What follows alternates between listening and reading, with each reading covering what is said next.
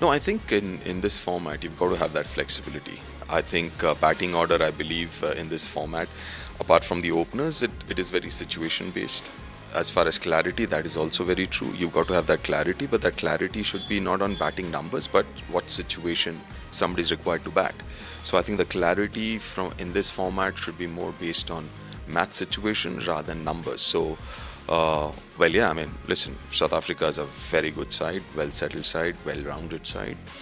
So is India. I think both the teams are kind of settled. I don't see too many changes in both the sides in a couple of months when the World Cup starts. But yeah, the idea is you fine tune, you put people in different situations and figure out who can give you what in different situations. So, yeah, that's one.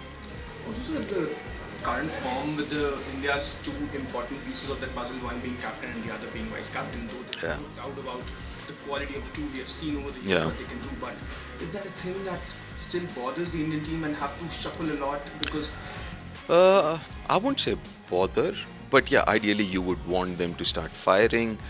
Again, let's not forget this is a format where I think the success rate will not be as consistent and as high as maybe the other formats. So we've also got to be mindful of that because you want them to be fearless. That would come at a price, and that price would be consistency. So I think that's one thing that we'd be mindful of. But yes, I wouldn't. I mean, would be a little bit of a concern. That's for sure. I think we've got to be honest to ourselves. We would ideally want Surya and Shubman and everyone to be in form when the World Cup comes. And unfortunately, we don't have too many. Too many matches before that. So maybe 3 and another 5, 8 matches. That's about it. So yeah, I mean, yeah, a little bit, but you know, they're good enough. Like you said, they've proved themselves in the past. It's just matter of hopefully it's just matter of time. so two follow questions on the same thing. First, that shall Shubman Gill will be taken the burden to play fearless, just spend the time on crease, because when you spend the time on Yeah. crease, you'll obviously get the runs and you'll get the confidence. And another thing, Yeah. shall please consider getting Sanju Samson somewhere in, because the top order seems to be very shaky when Abhishek Sharma doesn't bat. So shall we fix in Sanju, because that gives us an option of a top order batter who can also bat down the order and hit some long sixes. Well, okay, let's start with the first one. I think for me, Shubman's role for me is very different because if you see most of the other players are all stroke players and all, and you would ideally would want to see somebody. So there was kind of a role that Virat played so well and did so well across. Through the years, which is holding on to one end while everyone plays around Virat. So I think I see Shubman in that role. That's how I see it. That he's the fulcrum where everyone is playing around him. Not necessarily would have a very high strike rate as compared to the others, but a lot more consistent than the others. So that's the role that I see. And in terms of trying out different things, yeah, I mean, why not? Like I said, I don't see too many changes in the squad from here till the World Cup. In that case, why not just try a few things, like I said, this series and the next one against New Zealand would be a good opportunity to maybe figure out a few issues and figure out who does what and who settles in. You would have by now a fair idea your playing 11 would be, but then there's no harm in looking around and seeing in that squad of 15, 16 if there are other roles that people can fulfill. Isn't Sanju Samson being in the mind of the team management, because we obviously know GT loves Oh yeah. I mean, obviously he's there. That's the reason he's part of the squad. So there's absolutely no two ways about it. And like I said, I mean, it's only fair to just try out a few people, different positions, and see where you are, what you can get from the others. So yeah, I mean, why not? This is a short question, that is the team is a top order specifically. Too much reliant on a young batter named Abhishek Sharma, who is just It's not fair to say that. It's not fair to say that. Obviously, he's a gun player. He's number one T20I batter and all of that. So obviously, I mean, you would with somebody of his stature, but I wouldn't say it depends on him. Maybe the dependence is a little more because of late, let's say the top order, the others have not fired as much. So obviously there would be some dependence, or at least visually, optically, it seems that way.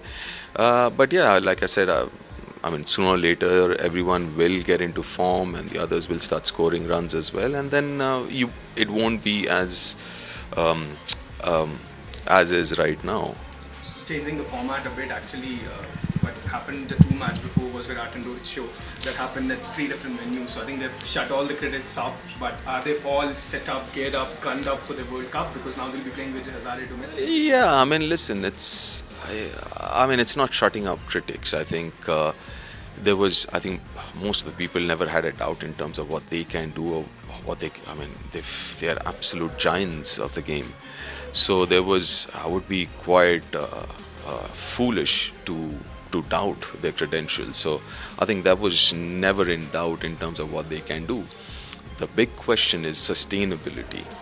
I mean, I'm glad they're playing Vijay Hazare, and I hope they keep playing till 2027. Competitive cricket, whether it's domestic, in India, maybe outside, maybe play in England in the summer. And obviously there would be international games from now until 2027. So I believe that's the thing. But yeah, I mean, it'll be, like I said, it'll be quite foolish to doubt their credentials. I mean, that's beyond question. Just one format that we just had a whitewash. It was very embarrassing kind of a loss for us. Though we have a lot of time before the next series comes in, we have plenty amount of time. We'll be playing different formats. We'll be jumping to IPL in between that. Split captaincy has been a thing split coaching has always been a thing that has been in discussion. Shall Gigi be given a longer road because he has a mindset, he has got a new team, or shall the BCCI think about the split coaching that a lot of critics have also been? Listen, again, there are a lot of things, there are a lot of moving parts in here, right? Just straight away say, oh, split coaching, split captaincy and all that. Those are like, band-aid solutions, right? I think where Indian test team is, I think we need a deeper solution, a more rounded solution than just band-aid. I think it's like you're treating the symptoms, right? So I think it'll be a knee-jerk reaction to just think about those things. I don't know whether that might happen or not happen, but that's not how I see it. How I see it is transition. We don't as much talent as we have in white ball cricket, and I'm talking about ready talent.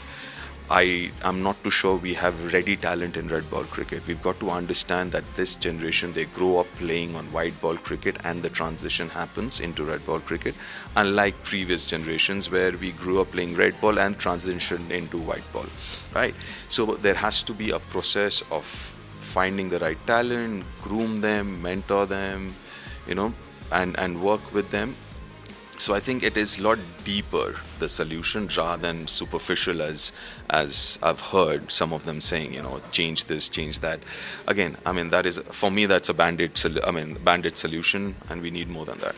Also, sir, a few days from now, it's going to be one of the biggest thing that will be all over the social media, that is the IPL auction, and everyone loves to talk about auction more than the IPL itself. So which player do you think is going to break the bank, keeping in mind that CSK and KKR are almost building their team from the scratch? So which player do you think is going to break the bank? Cameron Green is obviously going to be in the auction.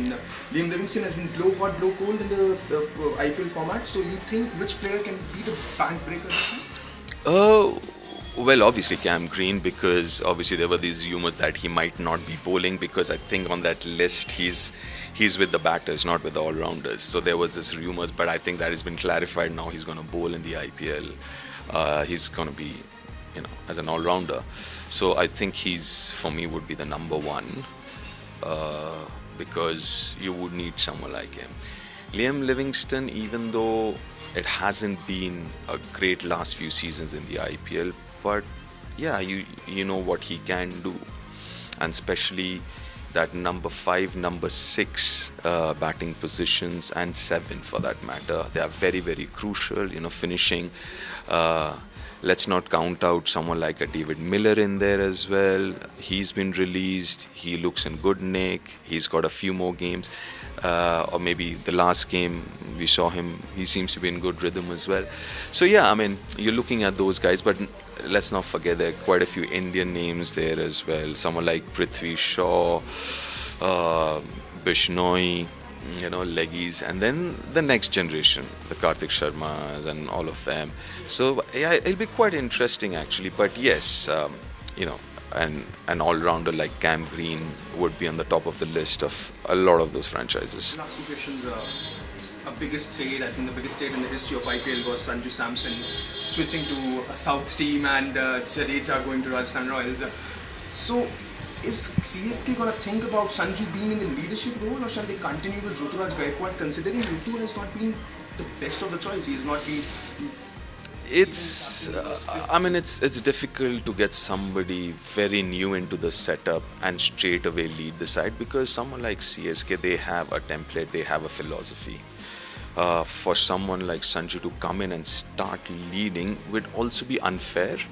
I think if it was to me, I would let him settle down and then ease him into a more leadership role. First thing is, because all these franchises, most of them, CSK is one of the foremost of them, who have a philosophy. They have a certain way of playing, right? So it is important for a new person to settle down, and I think it'll be unfair on Sanju also to kind of push him into that leadership role. Settle down, ease him into it. Obviously, he would be part of the leadership group, but then I would like to see him be eased into that rather than forced into it. In the case of Jadeja, you think Rajasthan Royals may give him the leadership role, considering that he has come from the same franchise, he started his career? Yeah, Jadu's played there before, he understands them, he knows them well, he knows the setup really well, and again, that would be a good idea, but it boils down to him, how he sees it. Does he want to just go out there and enjoy himself, or he's happy to take that role? Someone like Jadeja, no matter whether he's the captain or not, he'll be part of the leadership group any which way.